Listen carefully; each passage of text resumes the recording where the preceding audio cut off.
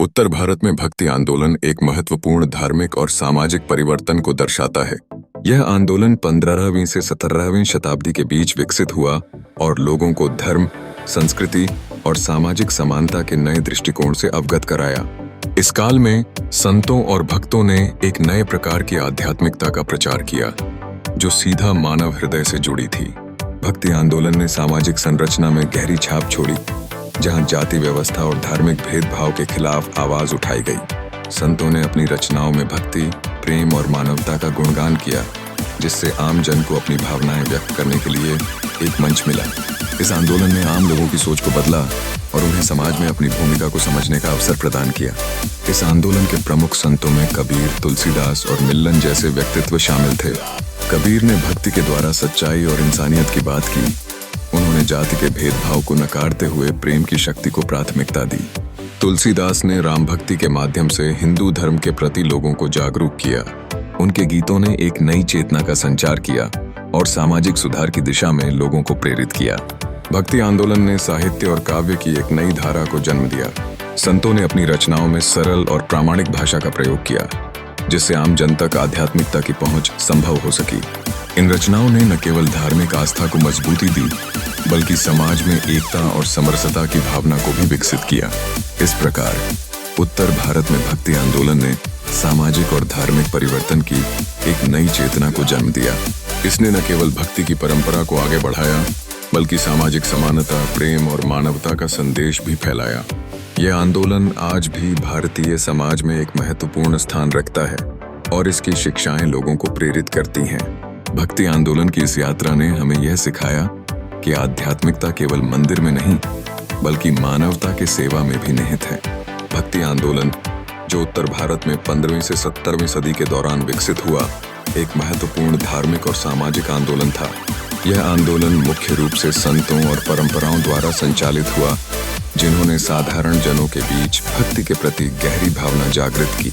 संतों ने धार्मिकता के पारंपरिक ढांचे को चुनौती देते हुए व्यक्तिगत अनुभव और सीधी अलौकिकता पर जोर दिया। इस आंदोलन को कई प्रसिद्ध संतों ने आगे बढ़ाया, जो अपनी काव्य रचनाओं और शिक्षाओं के माध्यम से समाज के विभिन्न तबकों में भक्ति का प्रचार कर रहे थे।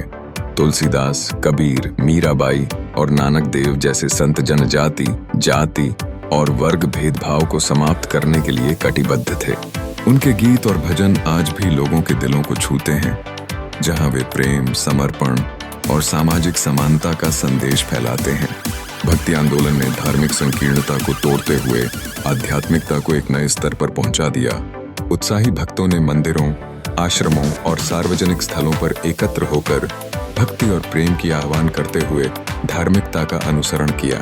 संतों की शिक्षाओं ने जीवन में सादगी, प्रेम और सहिष्णुता का प्रचार किया, जिससे एक नया सामाजिक और धार्मिक अंदाज उभरा।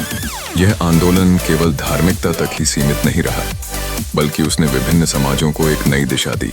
जब संत जन साधारण लोगों से जुड़े, तो उन्होंने जाति, धर्म और सामाजिक असमानताओं को नकारते हुए एकता की भावना को जन्म दिया। भक्ति आंदोलन ने व्यापक रूप से हिंदी, भोजपुरी और पंजाबी भाषाओं में काव्य रचनाएं प्रस्तुत की, जो आज भी लोक संस्कृति का अभिन्न हिस्सा बनी हुई हैं। भक्ति आंदोलन का प्रभाव भारतीय समाज पर आज भी विद्यमान है। यह न केवल धार्मिक परिवर्तन लाने में सहायक रहा, बल्कि समाज में सामाजिक सुधारों का भी सृजन किया। शिक्षा के क्षेत्र में भक्ति आंदोलन ने विशेष ध्यान दिया, जिससे आम लोगों को ज्ञान और चेतना का संचार हुआ। भक्ति आंदोलन का स्वरूप आज भी जीवित है और यह हमें सिखाता है कि सच्चा श्रद्धा और प्रेम ही सच्ची भक्ति का आधार है। यह आंदोलन हमें प्रेरित करता है कि हम अपने जीवन में प्रेम, सहानुभूति और मानवता के मूल्यों को समाहित करें, जिससे समाज को एक साथ जोड़ने की दिशा में कदम बढ़ सकें। उत्तर भारत में भक्ति आंदोलन एक सामाजिक और धार्मिक क्रांति थी, जिसने भक्तों को आम जनता से जोड़ते हुए तात्विक विचारों का प्रसार किया। इस आंदोलन की जड़ें मध्यकालीन भारत में फैली थीं, जब भक्त कवियों की आवाज ने भक्ति, प्रेम और समर्पण की नई धाराओं को जन्म दिया। यह आंदोलन न केवल धार्मिक समर्पण का प्रतीक था, बल्कि जाति, वर्ग और सामाजिक भेदभाव के खिलाफ भी एक शक्तिशाली प्रतिक्रिया थी।